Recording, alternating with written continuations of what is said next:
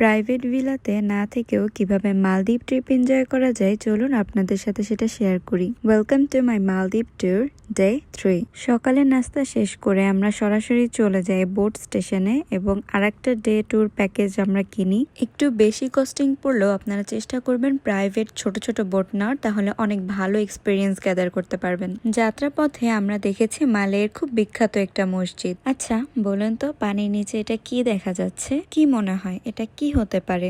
চলুন তাহলে এটাকে আরেকটু কাছ থেকে দেখা যাক। কি এখন কি বোঝা যাচ্ছে? হ্যাঁ, এটা একটা শার্ক।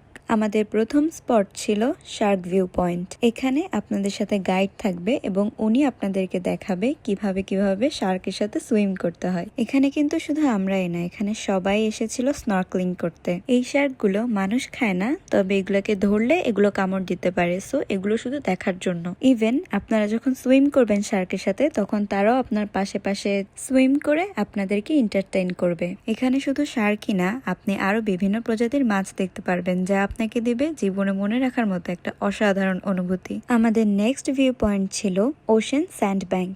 এটা মূলত সমুদ্রের মাঝখানে ছোট্ট একটা চর, যেখান দিয়ে হাঁটলে আপনার মনে হবে আপনি সমুদ্রের উপর দিয়ে হাঁটছেন।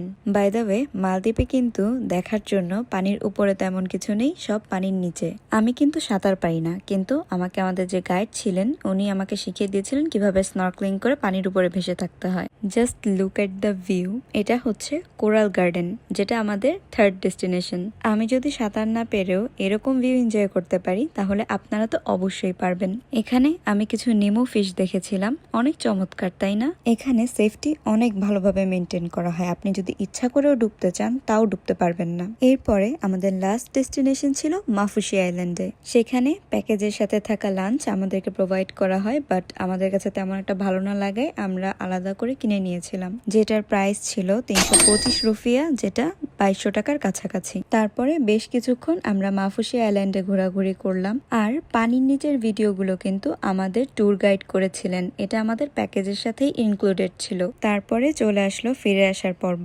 হুলহু মালে থেকে বোট থেকে যাওয়া পর্যন্ত শুরু করে বোট নিয়ে আসা পর্যন্ত সবকিছুই ছিল একটা প্যাকেজে, যেখানে পার পার্সন কস্টিং পড়েছিল $110, বাংলা টাকায় 12 থেকে 13,000-এর মাঝামাঝি। এরপর রাতে আমরা বের হয়েছিলাম মালে সিটিটা ঘুরে দেখতে। কিছু শপিং সেন্টার দেখলাম এবং লাইভ পিৎজা ট্রাই করলাম। প্রাইস ছিল 130 রুপিয়া, যা বাংলা টাকায় 700 থেকে 800 টাকার মাঝামাঝি। তারপর ট্রাই করলাম কফি, যেটা ছিল 15 রুপিয়া। লাস্টলি একটা আইসক্রিম পার্লার থেকে আমি আইসক্রিম খেয়েছিলাম, যেটার প্রাইস ছিল 65 রুপিয়া। সো ভিডিওটা কেমন লাগলো জানাবেন। ইনশাল্লাহ খুব দ্রুতই ফিরে আসবো শ্রীলঙ্কান ভিডিও নিয়ে।